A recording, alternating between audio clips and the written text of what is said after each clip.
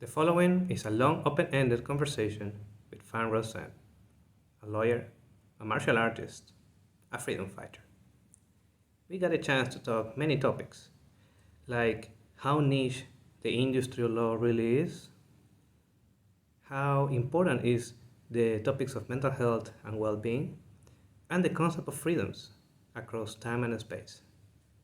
This episode was recorded in front of Tugu Negara, the national monument, which represents the pursuit of freedom and independence. Many of you are enjoying right now Labor Day weekend, and you will find very refreshing how labor and freedom are connected to each other, as it honors the struggles of workers to live lives of their own, choosing with a degree of prosperity and security. This is On the Lawn with FVR podcast. If you like this, feel free to like and subscribe and to support the channel on the description below. And now, your featured presentation. It gets pretty cool. 30 minit. Cepat saja. Cepat saja. So what happened? He say no recording, no sitting here. Sangat cepat. Record project. School project. Thank you. Sangat cepat punya. Nanti kita ciao. Thank you. Kejap saja tu. Kejap saja. Thank you. Ada ni saya datang ni. Okay, tak apa. Play kat bawah ni. Alright. Kejap saja ya. So Thank you. how much time we have? I told him half an hour, but I don't think he heard me. 2 minutes for a school project. I'm normally more lenient when it comes to school. Alright. Imagine that. We're wearing $100,000 sunglasses on right now. Because we do not live in fear. That's right. 3, 2, 1.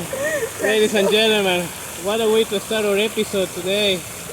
Today we have Rose. Thanks for doing this. Hi, thanks for asking me. Yeah, so we happen to be in a very similar area, right? It's called the Tugu, the National Monument, right? Yeah, it's my first time here as well.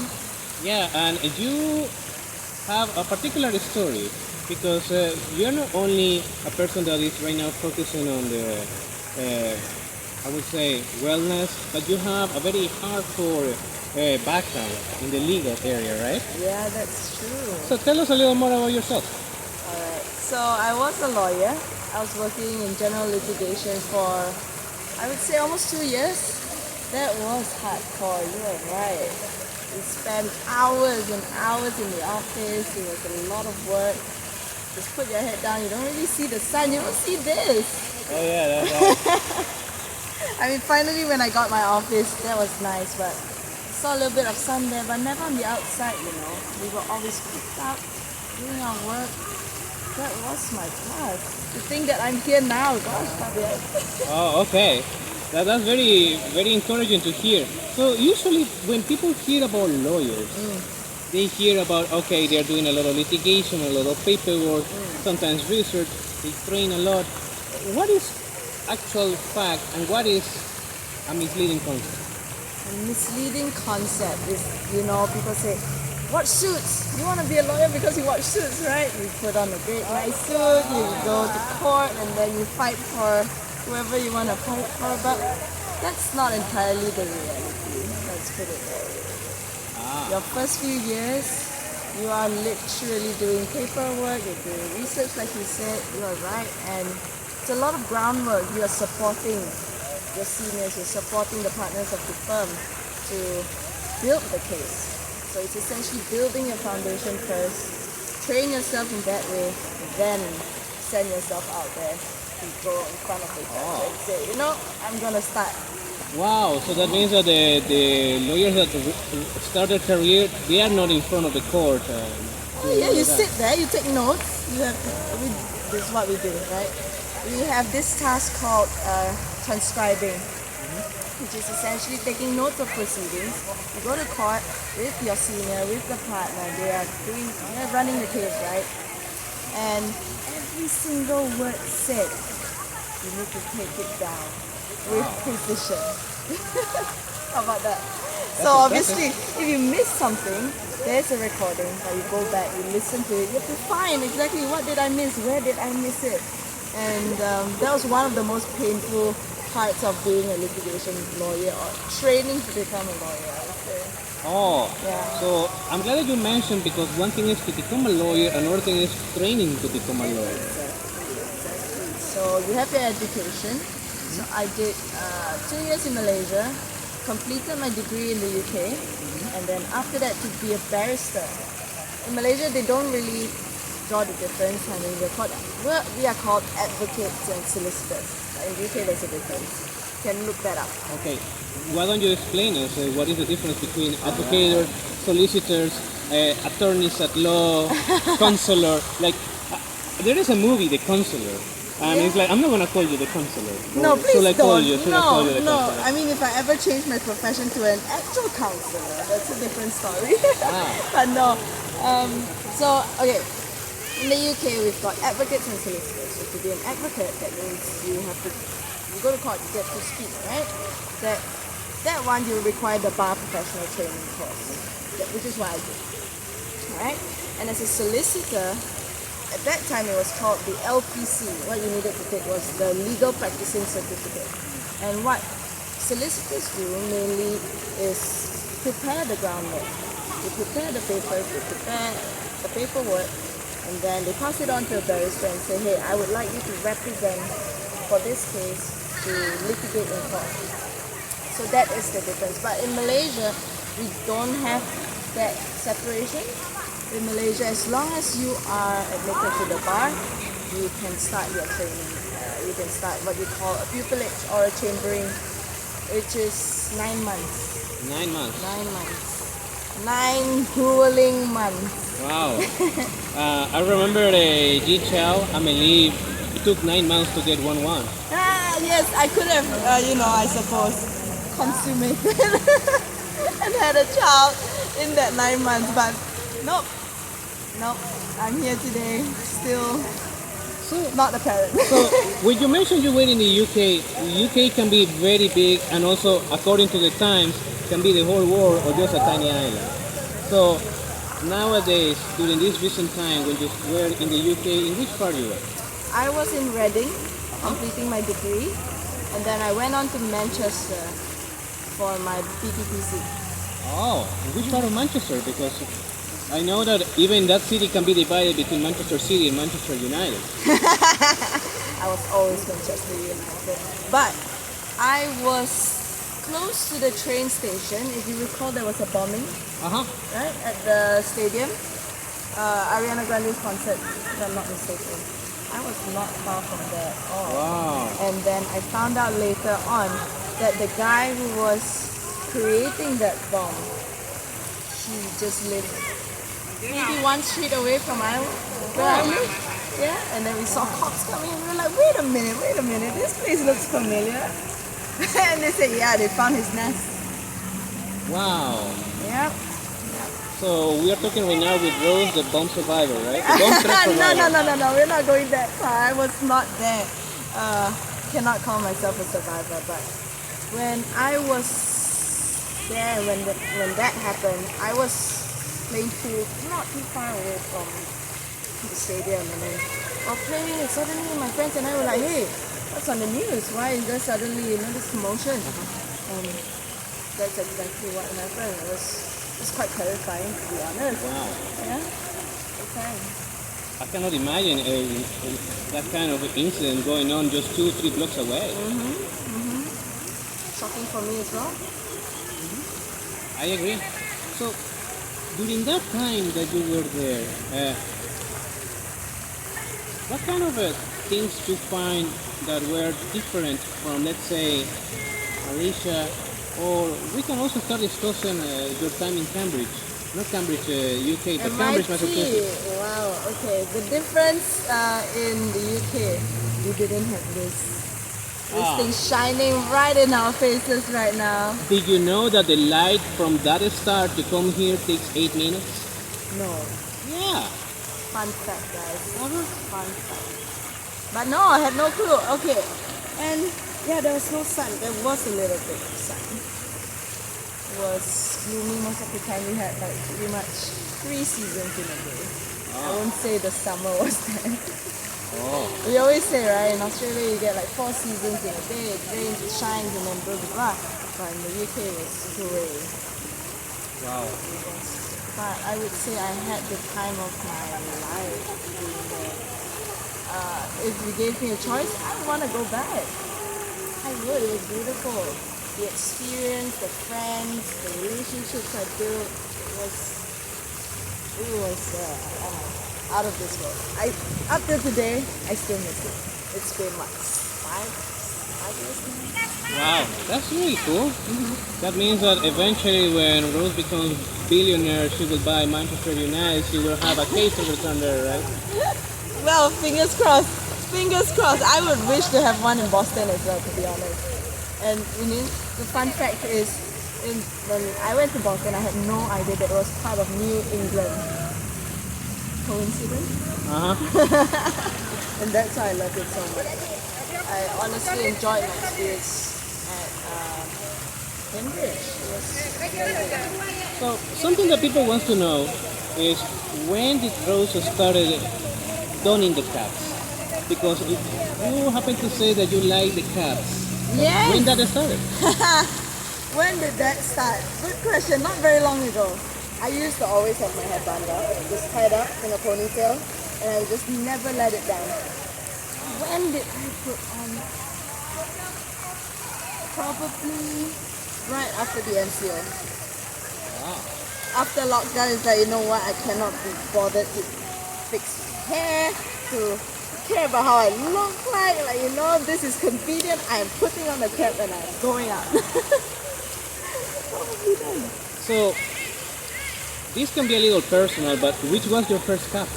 It was a New York Yankees, an LA Dodgers. I should have brought the very first one. This is not the first one, but it was definitely a New York Yankees. Speaking of which, I remember you saying, Rose, why are you wearing a Yankees cap in the Red Sox city, Red Sox town? And I'm like, what are you talking about? I have no idea what it means. I just like the cap. That was funny. Oh yeah. I was close to getting killed. Eric made a statement as well. He said, wow, bold. Sorry, what? Why again? And I remember you were in the stadium when that incident happened, when one of the New York Yankee fans was kicked out of the stadium. Was he? Yeah. Oh my goodness, I did not know that. So the Red Sox were starting to lose against, I guess, the Toronto Jays. And then there was one guy in white and blue jersey, like starting to chant a little more than he was supposed to, and he had the label of New York Yankees. Everybody was like, "What are you doing here? Get out!" And they called the police to actually say, "Get out." Oh my goodness, I did not see that happen. I was very focused on trying to understand the game. Because baseball is never a thing. You're not, okay, I don't know if it was a thing here. Probably not. But not a thing in the UK. I mean, everyone watches football there. Or just don't watch anything. And being in Boston, everyone say, come, let's go for the game. It's a thing here. I'm like, sure. But I went there and I had no idea what the rules of the game were. I remember having to ask you, how do you actually score a point? The next day in class, system dynamics, was it? That's right. And the beauty was the stadium itself is like one of the milestones of the Major League Baseball, because Fenway Park is very old. Very old. Like it was 120 years old by the time we visited. Yeah, I did look at it. And number two, they have a thing called the Monster. So in the structure of the stadium, you saw there was like a big green wall. Yes. All the other stadiums don't have that. So if you hit the ball, it's easier for you to get a home run and go around the place and get your point. But because right there is an actual bigger wall, the ball bounces and then the other It's team... no longer a home run. It's very hard. It's very hard. So your angle... Gotta go way up. Yeah. And you need more energy to actually make the ball go over. Some people actually do. But that's why they call it the Monster in Boston. I see. So it makes that pitch one of the harder pitches. Interesting. See, every day you learn a new thing. Oh yeah. a lot of people now. Oh yeah. So a little story about this place. I did a little research that if from people in the West or in the Americas find a little familiar with the place, it's because the same person who did the Iwo Jima monument where the Marines are putting the flag, the Prime Minister of Malaysia, when he visited Arlington, Virginia, realized that I want that. And he reached out the same sculpture. He commissioned the sculpture, we're going to do one for Malaysia. And that's what they did. So, according to Wikipedia, it's like you have 5 soldiers representing values like unity, strength, solidarity, you name it, defeating two communist soldiers that are right there flat down. Oh yes, the hats. Uh-huh. The outfit's different. Yes, and there was like a bombing incident in the 70s that some losers, some communists decided to say, oh, we're gonna hurt this monument, but then it was rebuilt. And that's, I guess, a resilience of the Malaysian people that say, okay, we overcome the World War, we overcome the British, and we're also gonna overcome you. So it's a good thing. It's a good thing to, at least to see that. And why did we choose this place again today? Oh, it's because it's the episode number 20. My honor. Oh, yeah. My honor to be on your 20th episode. It's been a long ride, hasn't it? Oh yes, and we also wanted to discuss about something that is going on at the time of recording called Merdeka. Yeah, that's our Independence Day. So I know that it's independence, but this is the silly me asking. Independence from who? Independence from the British. Yeah, that's when we broke free. That's when we signed the papers and said Merdeka. I think 7 times if I'm not mistaken at the, I have no idea where actually. Stadium Merdeka, I think, if I'm not wrong. I'm sorry, my history teacher might have failed you right there, but I think that's right. And this can be a little out of curiosity, but what does Merdeka mean to you? What does it mean to me? I don't know, man. It's literally just gaining our independence, getting back our beautiful country, I suppose. The fact that it is what it is today. I mean, we're not perfect. We are flawed in our own ways, as is everyone, right? But it is still a beautiful country. It is what it is today because of independence. Had it not been for Merdeka, who knows if we still have our nasi lemak? Who knows if we will still have all this, heritage buildings, we probably didn't have this. Yeah, that's Merdeka for me. That's very constructive and very beautiful. Never thought I'd say that, but it's true. It's true. That's really cool. So, Rose from the past was a lawyer. What is the Rose of today? That is one of the most difficult questions to answer, Fabian. Okay, are we going to do this in a 30-minute podcast where we are trying not to get chased away? Rose today. Rose today is someone who's still discovering what she wants to do. I think I'm getting closer. So we're doing this MBA together, right? How about I start with how this journey started? So it was MCO, March 2020. April 2020, I was doing some stock trading after I quit my job. So I quit my job in March, I think. Somewhere around there. And I decided, my dad's a Malaysia. I've seen him do this for a while, why not I try? So I was dabbling in that for a little bit. And then Dad was like, can you go do something with your life? And I'm like, do I have to? Do I absolutely have to? I just came out of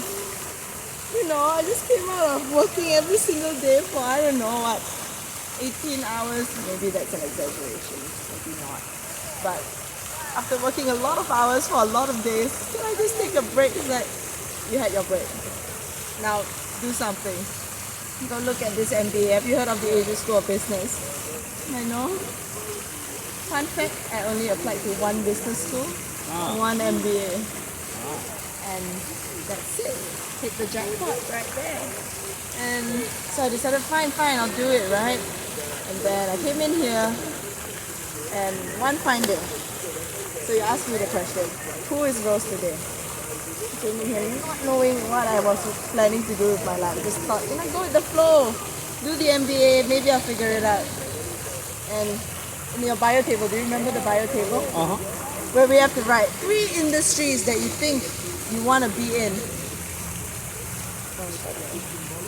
That was one of the toughest moments of my life. Oh, really? I'm like, I don't know. I really don't know what's out there because, okay, law is a niche area. As much as we say it's a good platform, it's niche. Right? The language you speak, it's not the same as the language other people. What you understand, not bragging here, but I'm just saying it's different. What you understand, a lot of people don't, but what a lot of other people know and understand, you don't know. Just stuck in that bubble. So for me, I was like, what do I want to do?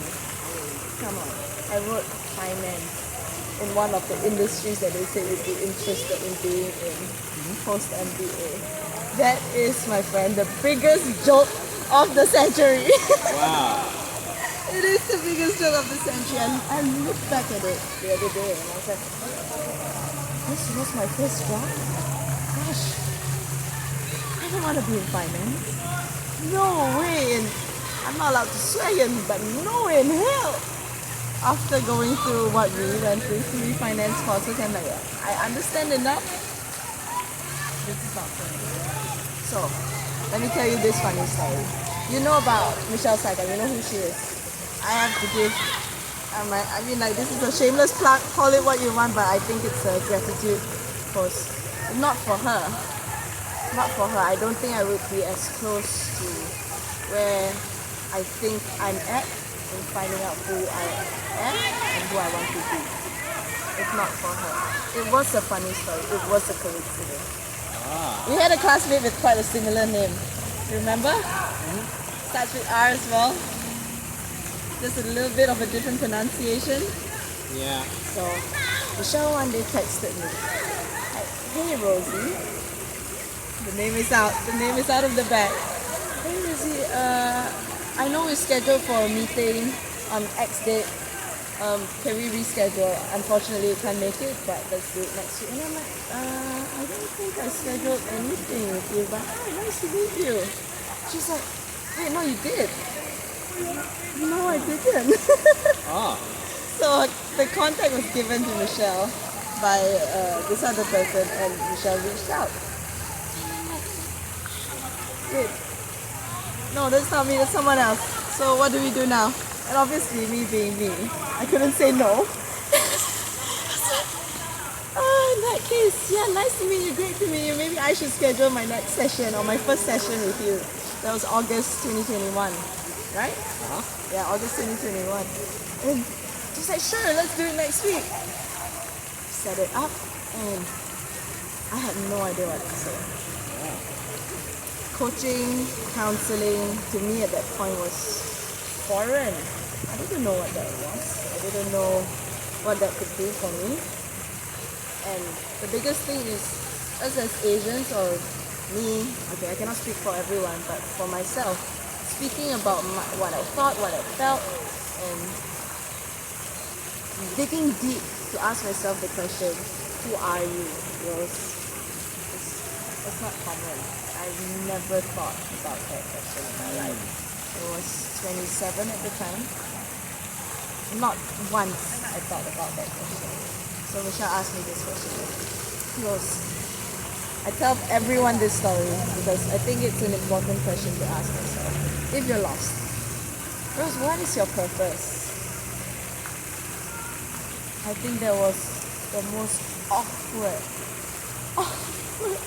pause that anyone could ever have. It was so awkward for me. 30 seconds of silence on Zoom.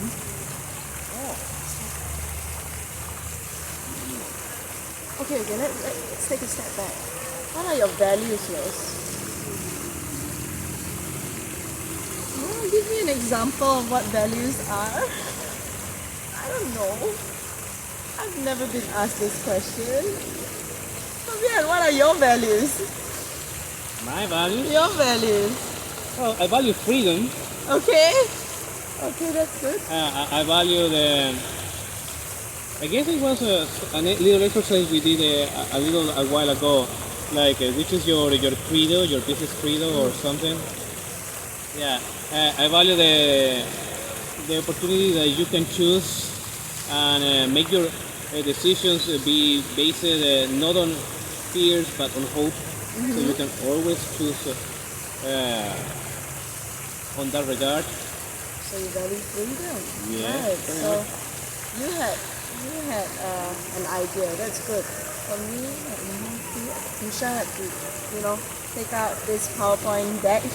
And she's like, okay, come, let me give you a short session on what purpose and values are. I went through it. I said, okay. Tell me more. She started giving me examples about Mahatma Gandhi and like a lot of other iconic people, right? And I'm like, And you were shopping values right there? Yeah, I was shopping, pretty much. Window shopping. I don't think I managed to figure it out on the spot, but she helped me. She helped me dissect and really process my thoughts. We went way back. Way back. So why do you choose to do law today? A lot of people, a lot of Asians, again, I'm generalizing, but this is a common stereotype. You either be a doctor, a lawyer, an engineer, an accountant, right? But funny enough, people say your parents wanted you to do it, right? I said, no. I chose that path for myself. I don't know why. When I was much younger, I wanted to be either a doctor or a lawyer. I said, you know what's my deciding factor gonna be? Whether I score an A in bio or not. Biology. When I was 17, we had one of those big exams. It's called the SPM. And I did not get an A for that one subject. And I was like, you know what? All set. I know what I'm doing right now. It was A or B. I went B. Funny story. So then she said, why? And I remember saying this to one of my professors, or one of the interviews that I did. So, I wanted to stand up for people. I didn't want to let go down. And when I was much younger, I wanted to be a doctor because I wanted to help people. But I realized as one doctor, you can help a lot of people, but maybe that wasn't for me, right? So maybe as a lawyer, I could stand up for people. But along the way, I found that maybe it's not what I thought it was. And that's how I decided, enough is enough. Maybe I should look in another direction. But how else can I help people? Right? How else can I help people grow? How else could I achieve my purpose, achieve my values being equality, values being fairness, and I found maybe I know where I'm going now. The roast today, going back to your question, sorry, very long story. That's what we're here for. Long story short is that I think I'm looking into the well-being, culture at work, culture and workspace. Yes. That's impressive. It's like when you take a famous movie trilogy and then all of a sudden you want to do like the redo and have to be better than before. Yeah, it sounds like that. Fingers crossed. I won't say that I know exactly where I am. I won't say that I've cracked the code, but hopefully, I'm trying out an area where I feel like I want to try. At least I found an area that I personally really, really want to try for myself. And who knows where this will go. 2 years down the line, you might call me on another episode 100 of Fabian's series, and I'll be like, nope, that was not for me. But for now, we're gonna try. Well, now we have the archive, and pretty much that would be something to revise in the near future. Yeah. So, in that journey that you find, which has been the most difficult challenge besides finding the value? What was the most difficult challenge? I would say maybe trying to convince myself. Yeah, because coming from the legal background, it's not my thing, right? But when you start off there, you think I'm going to be a professional in a certain area. I'm going to be in this prestigious kind of organization or firm. I'm going to climb the corporate ladder, go up, be a director, be a CEO or whatever, right? But it's convincing myself that you need to take baby steps and start from scratch sometimes. And telling yourself, it's okay. It's okay to do that. I mean, I had a couple of years of experience, and for me to literally push the reset button, to leave behind my education in law, my experience in law, was quite a task, right? Like, how do you convince yourself, like, you're done with law, the amount of investment that went in there is going to go down the drain? How do you justify that? So that was tough for me, but I said, and I spoke to a lot of people, and even during my coaching sessions, my counseling sessions, it came up, and everyone said, you're not throwing it away. Experience sticks with you. The knowledge that you've gained throughout those years, they're part of you now. It's all in there, and you take it with you wherever you go. It's not a waste. Don't worry about ROI. It's always about numbers. Like automatic first thought, default, you go into like, shit, I invested this much. Can I earn it back doing this particular profession, stemming from your education background? Automatically go back into that mode. But after listening to them, you say, it's all in there, and this is what will help propel you forward. What the knowledge you have, experience you have, some people might not have. So believe in yourself that you still have all these things, and they are all assets, and never think of it as a waste. So that's how I convinced myself. That was tough. It took a while, but I think almost there. Yeah, I can resound on that because coming from an oil and gas engineering, usually petroleum engineers either they drill the well or they find out how much oil and gas you have using free flow equations and thermodynamics equations. One moment that was pivotal was during the crisis of 2015. There was a massive layoff, but even people who have managed to survive, then I got the opportunity to work with some people like Fadi Chaban or Courtney, who I hope you're watching this. Thanks to them, I realized that, okay, this career can give you credits, can give you some returns.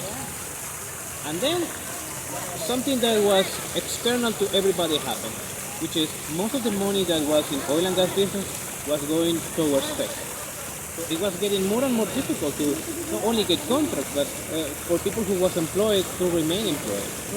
And the talent was getting more and more harder times.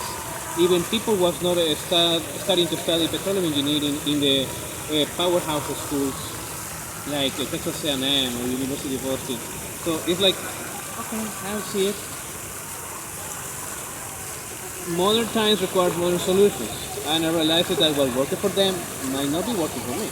Yeah. So I should better start thinking what else can be done.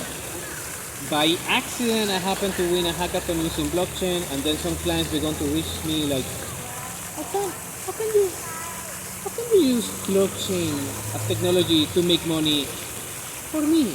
And it's like, I don't know, you give me some hours, we can find out. And then I realized that I need to earn some business skills, because this cannot only goes for so long. Then one of the friends asked me, hey, if you're thinking for business schools, apply MIT. I'm going to give you a voucher so you apply for free. You apply, and during the process I received an email from Charles Fine. I say, well, I've never been in socialization, and I really like the actual learning thing. Let's see what is going on. One thing led to another, and it was right now the experience to have how business is done in Malaysia, in Southeast Asia, and also in fintech, is something that can be built upon. I remember discussing with Norris back in December that what will be considered a failure for me, and it's like going back to oil and gas, because I know that at least as an engineer, there is not so much space or leeway now that all the oil and gas companies are getting constrained with ESGs and all the other quote-unquote narratives. And I have to say these narratives because, wait a second, Sri Lanka has 98.1 record of ESG over 100, the perfect score, and Sri Lanka is right now in very dire situations. So something is going on with the score. Yeah, but to see how not only pivot but also, hey, you need to provide for yourself if you want to have at least a decent living while I'm here in this planet. So that's pretty much how my story has been going on so far. And then some people have been asking like, well, what are you doing with this recording podcast series? Also to document this, because we can easily be in a study room just talking and that's it. But to take the opportunity to take the background, to have the two people talking on the same screen, so people can also read about, this is the body language, or this is what is going on behind, or even some people may say, you hear in the background, that's how people talk right there. Yes, something like that. Yeah, I mean, initially I was worried. I saw like a whole bunch of people, our classmates, doing the podcast series with you, and I'm like, these people, they have the balls, man, to, have an interview one-on-one, something. Okay, although I was a lawyer, I would say that speaking on the spot, I feel, was not my strongest front. Okay? I felt, I don't know, but Ash, she was like, no, you should do it. Just do it. You're gonna be fine. I'm like, really? So you are gonna be perfectly fine. Just do it. You're gonna look back on this day and say thank you to me. Ash. Yeah. And I think he's right. I seriously think he's right. The past few days I was thinking about it. Am I gonna do well? Am I gonna be fine on this podcast? Fabian, he will guide you through the whole thing. Don't worry, it flows naturally. You can talk to him for hours if you like. You can go on until the phone runs out of battery, but do not worry. Just do it. You will not regret it. I think he's right. Looking back at this, 3 years from now, 5 years from now, that's how you see growth, right? Let's hope it's growth, not regression. But this was a good opportunity to talk about. Good job. Good on you for doing this. Well, I wanted to do this way before. Yeah. But let's say that the moments and the times that I was facing literally a year ago, like August 2021, were not the right ones, were not the good ones. I guess because this is episode 28, because this is independence, means freedom. I guess I can tell you what happened last year. So, okay, take care because this is going to be a ride. Spill the tea. So, people from overseas need to apply for a visa to enter here to study. And there was still the virus and the pandemic and everything. So, we submit the paperwork and they say, okay, you need to wait. And then some people were like, Fabian, we know you're leaving. Like, we need to put the work that you were supposed to do to someone else. Okay, fine. How long will this take? That was the biggest mistake. Because I was supposed to be... We will go back to this later. Then, I realized that, well, how long, how many days do you need something else? And they were like, just take your time. We're gonna revise. You're gonna be almost there. September 4th, last year, was supposed to be the stamp. The visa was approved according to the act. But then they say, so your passport is from Ecuador, right? Yes, what do you mean? So you choose to born there. No, not really. I didn't choose to born there, but well, how can I help? It's like, because right now I'm in Houston, Texas, and it's like, yeah, so we cannot let you in because right now we have the virus situation, and it's like, how are my shots? And they were like, no, you need a yellow fever vaccine. And it was like, I already have it because I was in the jungle back in 2008, so I had to take that shot. So I see no problem. I have my paper certificate right there, and it's like, Mr. Vera, we cannot let you in because you choose to born in Ecuador. We have a ban from people who are from Venezuela, Colombia, Ecuador during these trying times. So they will let me know when I can come here. And that was September 4th. On the same day, Laurent from Albania, he got approved. So you see a tale to the story. Yes. What? And I have to wait until December, and I arrived on December 17, which was the infamous day of the big flood in Malaysia. Yes, I arrived on that day. So that was a tale of two different stories, two different people. And well, if something has to be done, it will be done, and literally have to work in some menial jobs in the meantime, just to not waste all the money. Or even there were moments that, hey, there is so much I can do. I need some time to rest, also time to focus because, hey, you are studying right now. And then talking back to the clients, they were like, but I thought you were leaving.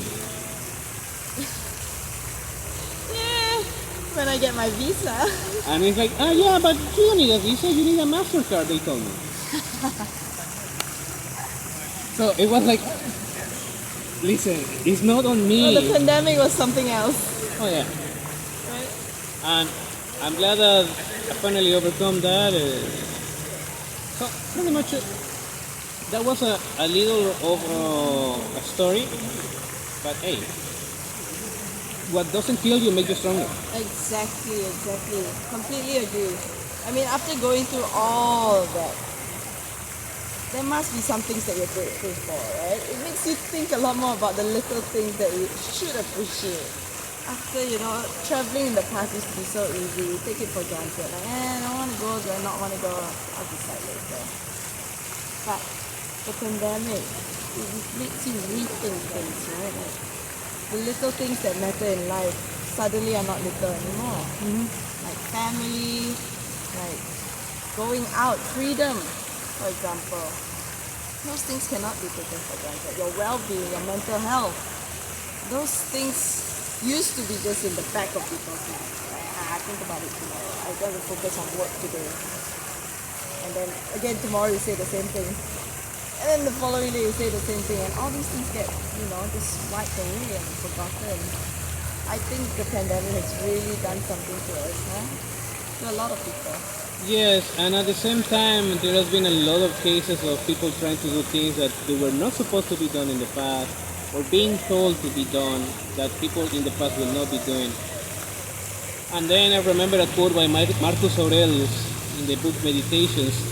He wrote that the purpose in life is not just to conquer the world, but just to not, or even to be in the majority. That's not the purpose of life. The purpose of life is to not fall in the stupidity of the insanity. And don't fall for the insanity. Remain rational.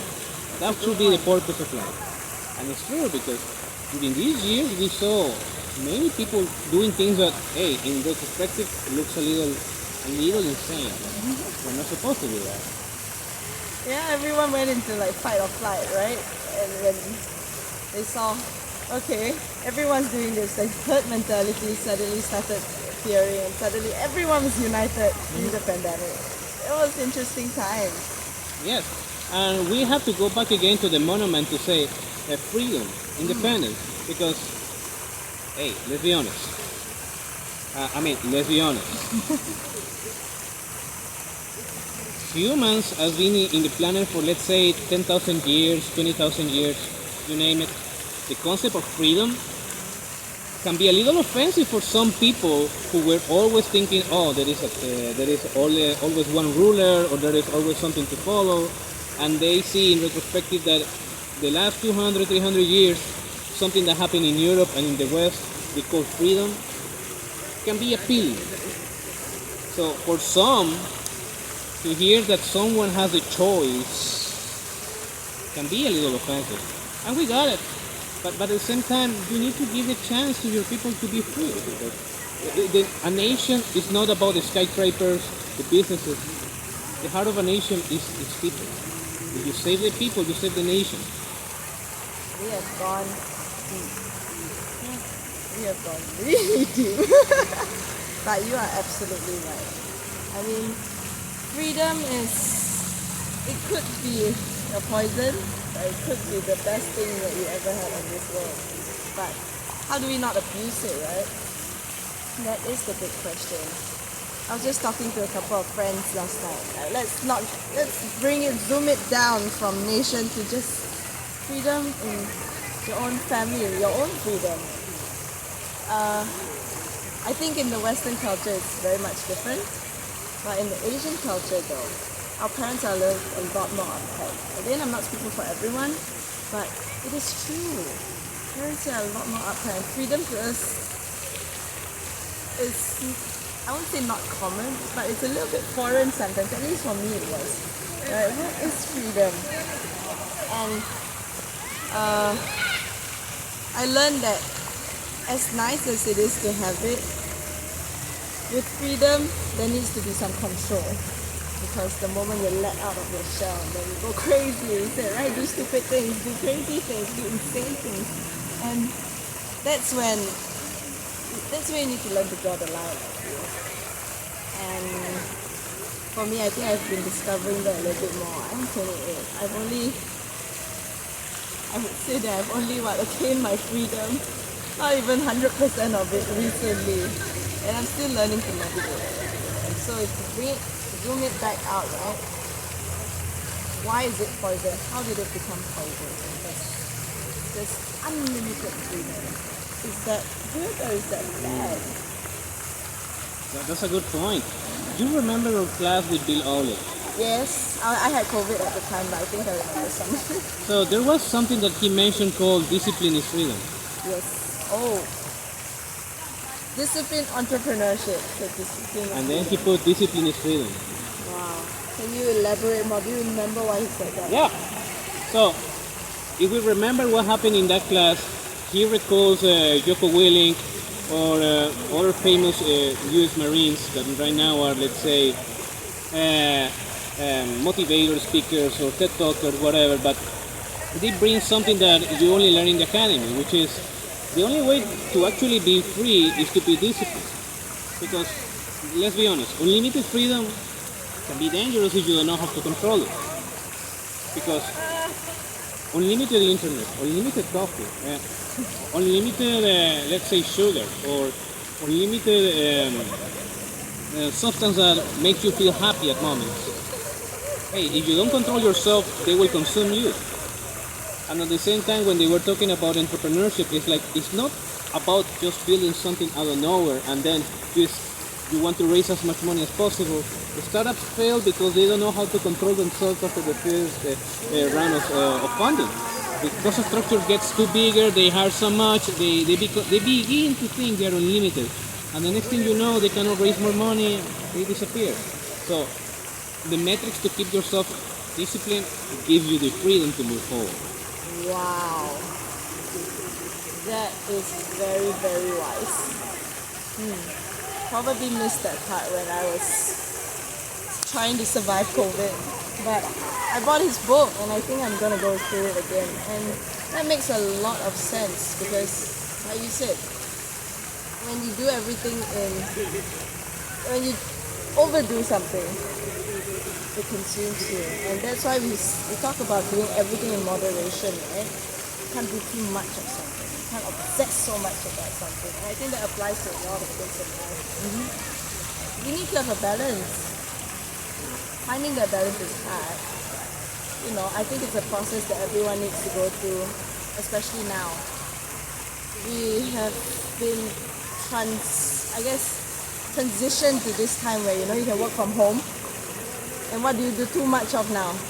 You used to think like, I go to the office and that's tiring. But now this work from home thing, gosh, yeah. Can you imagine sitting at home and then not knowing when is the cut-off time? In the past, at least you say, oh shit, it's 8 o'clock, it's time, I need to go home. And when you go home, then you try to unplug. You need to take a shower, have a dinner, stop for a bit. You have a choice not to stop. And if you let 8 o'clock go to 9, 9 go to 10, go to 2 a.m. And this happens every single day. That cannot. What do you think? I'm glad you mentioned this because I need to bring the following example. You drive a car, right? I do. What kind of car is it? It's a red car. All right. Red cute car. So what happens when you're driving? The only way you feel confident to go at high speed is because you have a brake. Yes. The same should be translated in businesses, especially when you're working so much. You can only put full clip because you know when to brake. I mean, when to put the stop. That's the best thing. Like, give your time to your people. Hey, nobody works after this time because you need to relax, you need to recharge. It's like, that's why a lot of people in investment banking are moving into tech. There's more freedom. More freedom More in that time flexibility. because it's based about the outcome. Yes. Of course, if you need to gather everybody together for a full hands deck in a 1 week sprint because you are going to release something that will be impacting millions of people, fine. But it's only 1 week out of 52 during the year. Then you got to have full clip, push the brake, and keep doing it. The same when people are training for the marathons or let's say training for something kind of exam, you need to push the brake.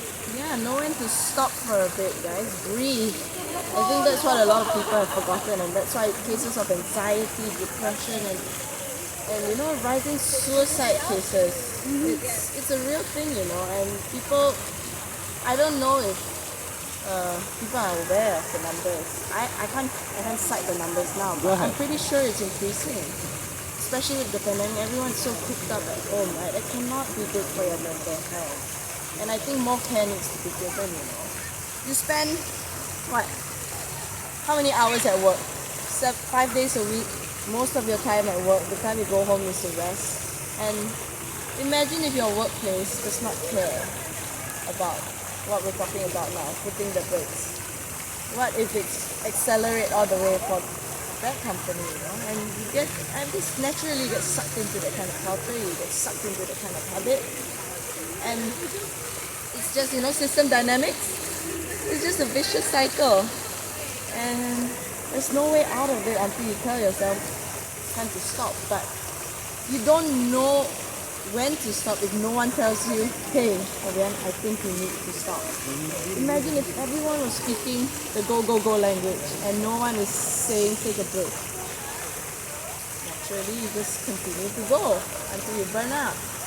And that's why burnout is such a big thing now. We hear about the great resignation. Why? Why is that happening? Because people are tired. People are really, really tired. I don't know if you felt that way or if you have felt that way, but if you resonate, this is me saying, I don't come from a lot of experience, fine, but what I know is that for sure mental health matters. Well-being matters. You want to be productive at work. If you want to be engaged at work, you must be well. You must feel good, right? And if not, then you're only going to go downhill from there. I mean, that's my hypothesis. What do you think? I realized that a lot of MBA programs look for certain kind of people between the 26 and the 29 age bracket because the management consultant firms or the investment banking firms, they recruit this demographic to burn them out. It's not me asking or me saying, but you go to the usual Instagram meme accounts and you see that happen, or you can check that happening. So the consequence of working from home can only go as long as you know when to keep your talent in balance. Because the next thing you know, your talent decides to say, I'm out, and they're leaving. Like right now in Goldman Sachs, we hear the reports. A lot of investment bankers are leaving because the working culture is not good. And what they're doing, they take the best offer for even less money, but hey, they want more time for their own. Which goes towards not only burnout, not only mental health, but also something that Peter J. Webb mentioned in his episode about compassion, the three levels of thinking. Yeah. I want you to explain about those three levels of thinking because it resounded so much on you during that day. Yeah, so I'm not sure if you guys have heard about System 1 and System 2 thinking fast and slow. So we have our thinking fast mode, right, where you immediately come to a conclusion real quick. You look at something and like, yeah, I know what I want. Number 2 is where you start to slow down. Think a little bit more, okay, calculate, do your risk assessment, figure things out in a more technical manner, I would say. First one is probably gut feeling, right? And then there's System 3. He introduced it to us that day, and I was shook. Like, wait, there's this one more way of thinking. So System 3 thinking, as Peter says, is a more compassionate way of looking at things, a more compassionate way of thinking. And I was doing my summer associate program with Michelle in the coaching and counseling services team in Asia School of Business. And we talk a lot about compassionate leadership, about decision making which goes beyond System 1 and 2.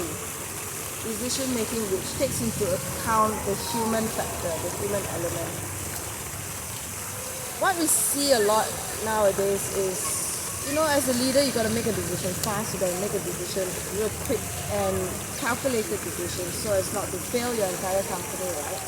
But when you make such decisions, sometimes, I'm not saying all the time, but sometimes you tend to forget the human factor, the feeling factor, the compassionate factor. For example, like if one of your employees has had a bereavement, someone passed away, how do you deal with that if you've got a deadline tomorrow? Naturally, for the company, you think, oh no, I've got a deadline tomorrow, you're the only one on the team, where's my name? But that's where you lose your people, you lose touch with your people, you lose that respect, you lose that loyalty. And loyalty is so important, right? Because turnover is expensive. Just putting it all out there, it's true. And yeah, so if you bring in System 3 thinking, you start being a little bit more compassionate, start being a little bit more empathetic. And when we talk about empathy, it's not just, yeah, I hear you. It's really trying to understand and then asking, how can I help? How often do we do that? How often does your boss do that? How often do you wish your boss would do that? Or that you could do that for others? What a change that would make. How much healthier would the environment in your workplace be? Okay, let's not talk about work, even at home. How often do your parents say, oh, you went through a breakup? Get over it, you'll be fine. Find another one, right? But what exactly is that person going through at that point of time? How does she actually feel? What can I do for you or with you to make you feel better? And I think those are important questions that not everyone knows how to ask. Just slips people's minds, right? Sometimes. Or even they don't know what the question is to ask. Exactly. And I think what was interesting to me was that Peter said you can activate System 3 thinking. Sorry, can you repeat that again? What do you mean activate? System 1 and 2 comes naturally, right? So yes, you can. Everyone has it in them. You say that, I'm just not used to dealing with this kind of feelings thing. I don't like being mushy. I don't like talking about these fluffy things. It's not in me to do it. But I'm in the camp that thinks this is the future. Without activating System 3, without activating compassion and empathy, you play the short game. right? You get things done fast, fast, fast, and then you burn one person out, and then you bring the next person in, do the same thing again, and then you repeat the cycle. But if you want to play the long game, I think that's the only way to go. And when you said you can activate it, I was like, how? There are frameworks in place. You can go for executive coaching. There are tools that you could use to get to where you want to be in terms of system 3 and in terms of activating that compassion, activating that feelings component in your brain. And yeah, I found that extremely interesting. Oh yes, and I remember during that episode that he says, any of you are available the next day because he was doing it like a workshop, but most important, he donated a book. Oh yes, he did. And that's insightful because it gives the room to say, he will come back, number one. Number two, he will say, I want all of you to spread the voice, to spread the gospel, that, hey, system level 3 can lead you to do more compassionate and more assertive business decisions. Because in the end, you really want to affect and improve as many lives as possible. Correct. And this is what I think I want to do, right? So I told you, I was talking about values and talking about helping people, watching people grow. And it's what you're saying now. How do you help improve people's lives? I've been through a tough training period. I express gratitude for that as well. It's made me who I am today. It's given me the work ethic I have, the discipline that I have. But I don't wish for people to have to do that much to learn the same kind of skill. I mean, there are many ways that you can learn the same thing, and the number of hours you spend learning that one thing might not have to be as much as what I put in to learn it, you know? The technology, everything, you're speeding things up, right? Maybe you say, okay, you need to feel it. Or maybe yes, you feel it, but not for as long a period to learn what we call this work ethic. And what I'm trying to say here is that, like what you mentioned, it's spreading the word early on. Doing this podcast, you say it's one thing is to document, another thing is to spread the word, to spread the gospel, like you said, because I think it's so important. I hope like future generations can just learn their lesson with a lesser price. And some people might say, no, let them go through it. We went through it, we came out fine, but I don't believe in that. I don't believe in putting them through the same kind of,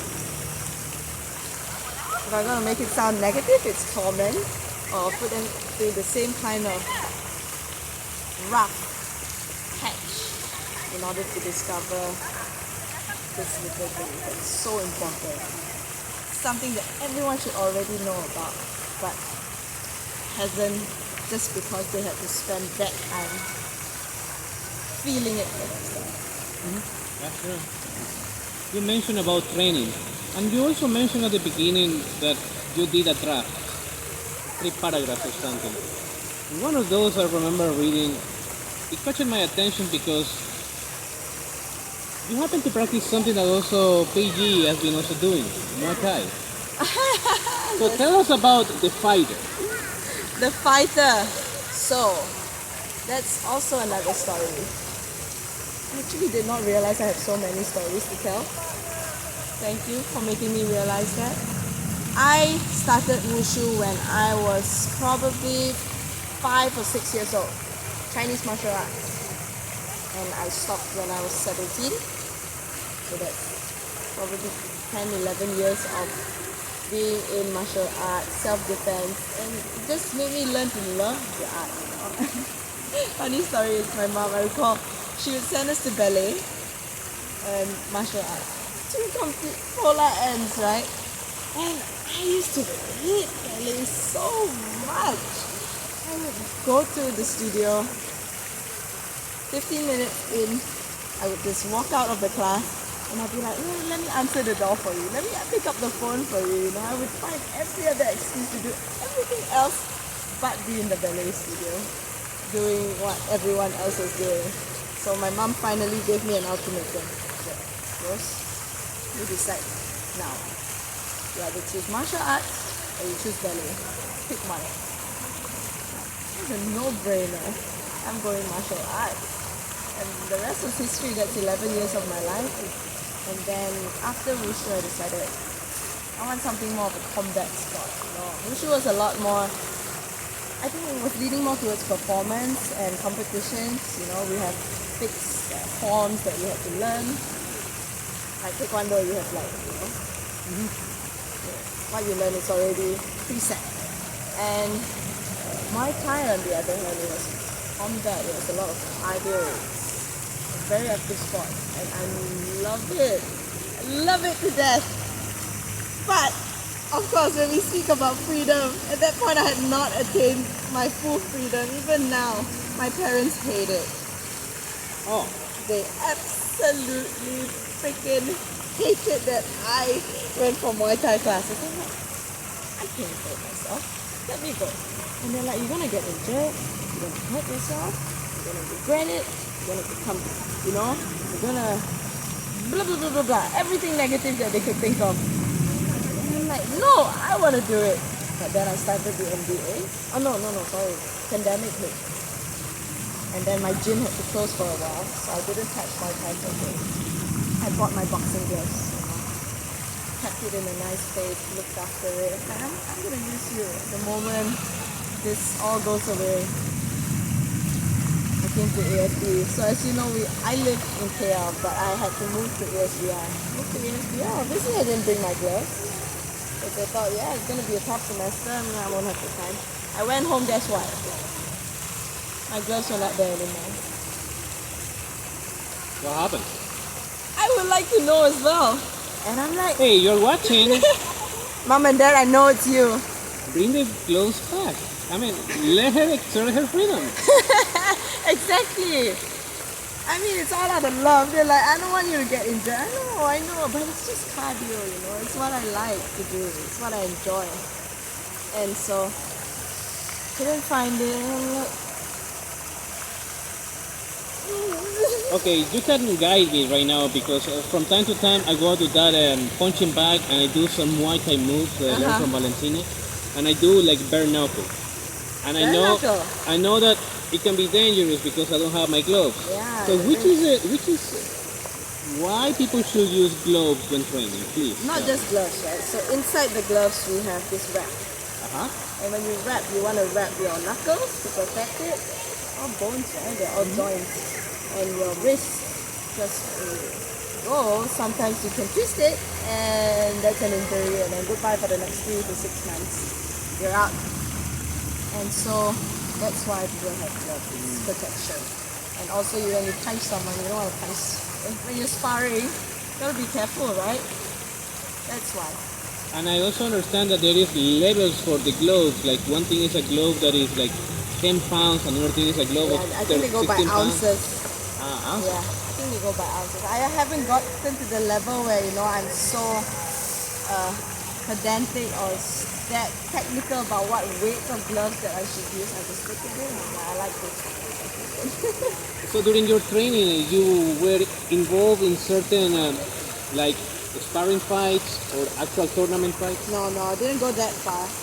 We had moments where in group classes or smaller classes, sometimes we do like some light sparring, and that's about it. I haven't gotten into the ring. I'm like, Mom and Dad, don't worry. With freedom, I still exercise some control. I'm not going there to try get my nose broken or like, I don't know, an arm dislocated. Nah, don't worry about that. I'm just there for the exercise, right? And the sport and the art. It is an art. And light sparring, just a little bit of kicking each other here and there, and the shin, like learning how to block. All light and easy stuff. Yeah, I guess you have more topics to discuss with PG because she has been actively practicing that. Yeah, I suppose so. But yeah, why don't we have a Muay Thai club? Critical mass, I guess. Right now I only know 2, maybe 3 if I include myself. And it's like, where is the ring? Or where is the training area? You don't need that, right? All you need is some pads, right? And probably a glove, a wrap, or we could probably think about something outside. It's good exercise, wonderful exercise. My mom is a Tai Chi master, so Maybe I know why. yeah, exactly. Like- My mom wants me to take on the legacy, I think. And there is like, if you dive into the internet, there is like one thing is the people who practice Tai Chi that barely you touch each other, Yes. and the other one is the contact sports. Yeah. So maybe something is going on there, but hey, people who's watching this, go and do your own homework. Maybe something happens there.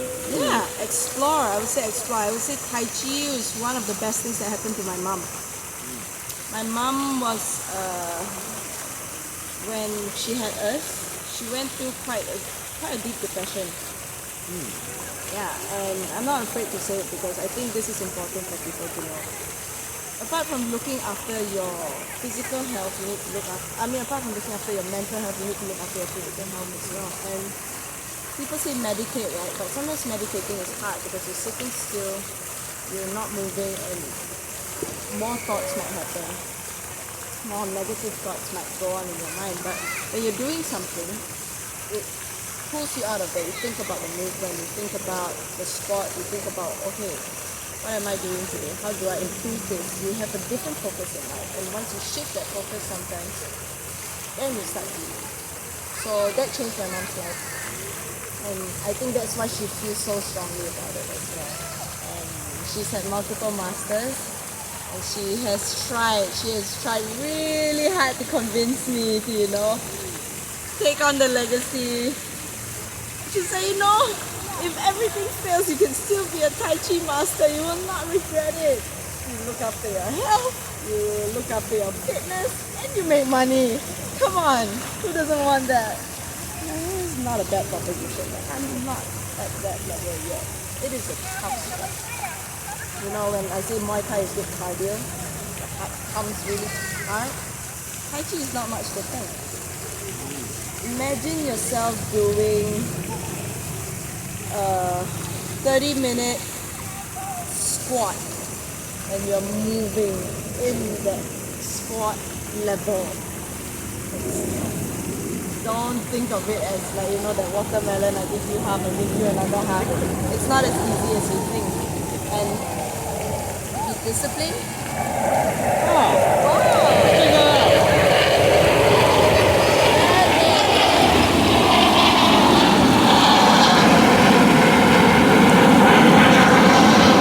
You think Tom Cruise is up there? Nah. Oh, I guess you're looking for us right now. Oh, So wow. people who is right now, we happen to see some F-15s and also some helicopters going toward this area, which is like a nice practice because Merdeka Day happens to be this Wednesday, 3 days from now. Wow. And what you're hearing right now are the helicopters moving around. 3 different types. I've never seen this, guys. I know this is my country, but today I'm learning something new. Wow. I can imagine that there's going to be a lot of this going on Wednesday for the parade. Yeah, fingers crossed it doesn't rain. Oh, yeah. You were mentioning that, yes, practicing Tai Chi can be really challenging, especially when you have to be like certain movements for 30 minutes plus. Yeah. Challenging for the body, challenging for the mind. How do you keep your focus? It's not the fastest sport, but that trains your resilience, right? And resilience is another thing that I feel a lot of people do not have, even including myself. I don't think I'm as resilient as a lot of other people are. But who's comparing, right? We compare to who we were yesterday. That's right. Only with yourself, that's true. Which reminds me, a lot of people will be watching this. Among of those will be very young girls, very young Rozes. Very young Rozes. So what piece of advice will you give to your younger self? I would say fearless. I am quite an anxious person, think a lot, and it's not a bad thing, but allow yourself to try, allow yourself to go ahead and do things and be open about it. Talk about it if you like. Why are you worried about what people think or what people will say? It's your life. Live it. That is my advice to all the young Rozes out there. And if you happen to be in a place where you feel like you're not being yourself or you're not happy, don't be afraid to make the tough decision to pivot. It's not too late. It's never too late. We learn about sunk costs in economy. In economics, sunk cost, that means what's been paid for has been paid for. Move on. Try something else. The only thing that's limited is time. And the more of that you take away from yourself, at that time, the less you have.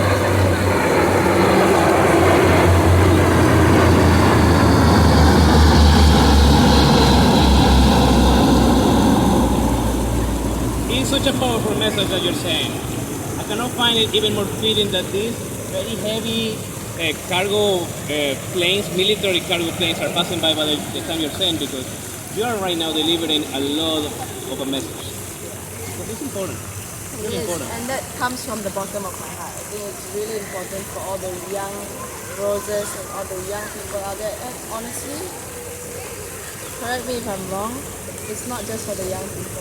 There are people in their midlife who are probably suffering from the thought, I'm stuck. I've done this for so many years of my life. I can't change now. I'm going to let so many people down. Yes, put in place your basic needs, your financial needs. That's basic, yes, we all know that. But there will come a point, or if you look hard enough, there is somewhere you can find a balance. There will be. There must be. Look deeper. Look further. Try. It might be difficult, but try. I guess I cannot find a better way to close this episode. Tell us how people can find you. Yeah, you can contact me on LinkedIn, Instagram. I think you'll be posting my full name, right? Spell it correctly. They will find me everywhere. Absolutely everywhere, I think. Yeah, it's all private, but yeah, do contact me. Send me a DM, send me a personal message. And I hope this message is well received. And if I've said anything that offended anyone, or if I said anything that's not true, feel free to just speak up and we can have a chat about it. Absolutely. Well, that's it for today, folks. So stay safe out there, and see you when I see you. Bye. That's it. Wow. Good one. How long?